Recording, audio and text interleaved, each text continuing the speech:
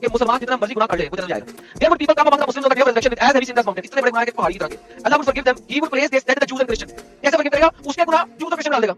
आपकी base ideology is the most stupid, obnoxious, stupidity से भरी पड़ी है। तो अस्सलाम वालेकुम गाइस, कैसे हैं आप सभी। उम्मीद है आप सब लोग बड़े होंगे और आगे भी बड़े रहेंगे इंशाल्लाह। तो ये सफ़ेद कबूतर दो बात कहता है। पहला ये कि मुस्लिम्स चाहे कितना भी गुनाह कर ले जन्नत जाएंगे, और दूसरा ये कि उनके गुनाह जो है वो ज्यूइश एंड क्रिश्चियन पे इम्पोज कर दिया जाएगा। सबसे पहले काफ़ी इस्लामोफोब्स को यही मिसअंडरस्टैंडिंग है कि जितने भी मुसलमान है वो गुनाह जितना भी करे जन्नत सीधा चले जाएंगे। तो ऐसा बिल्कुल नहीं है कि वो कितने भी गुनाह कर ले और वो जन्नत जाएंगे। आपको कुरान का वर्स दिखा देता हूँ कि कुरान क्या कहता है। तो इस वाले वर्स में ये कहा जा रहा है कि अल्लाह सुब्हानहू तआला उनको माफ करते हैं जो नादानी से गुनाह कर देते हैं और तुरंत उस गुनाह से तौबा कर लेते हैं दिल से। पर इसके आगे वाली आयत में ये कहा जा रहा है अल्लाह सुब्हानहू तआला उनको माफ नहीं करेगा जो जानते हुए भी गुनाह कर रहा था और उसने तौबा भी नहीं किया, और उनकी भी नहीं करेगा जो काफिर बन के मरा हो। और हाँ, नीचे साफ लिखा हुआ है कि अल्लाह उन लोगों के लिए पेनफुल पनिशमेंट प्रिपेयर करके रखे हुए हैं, यानी कि हेल। अब ये सफेद कबूतर ये वाली हदीस पेश करके कहता है कि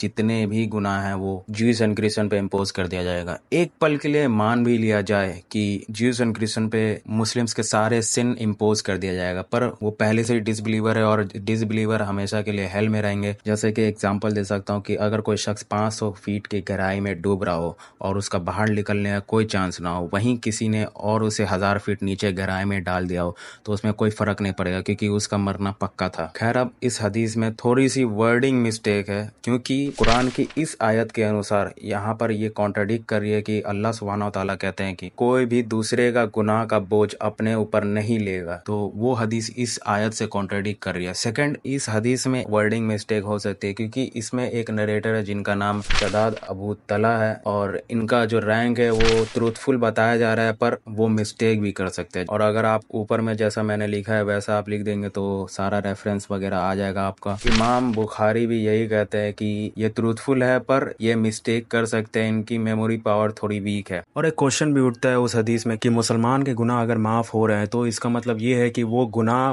माफ कर दिए गए हैं, वो गुनाह रफा दफा कर दिए गए, ये नहीं कि किसी और पे इम्पोज कर दिया जाए। इस वजह से हो सकता है कि उस हदीस में वर्डिंग मिस्टेक हो और ऊपर से वो कुरान के आयत से भी कॉन्ट्राडिक्ट कर रही है। तो अब इस सफेद कबूतर को यही कहूंगा कि थोड़ी मेहनत करो और रिसर्च करो, ये नहीं कि सुपर चैट के दाना फेंक दिए और उड़ उड़ के आ गया सुपर चैट के दाना खाने के लिए।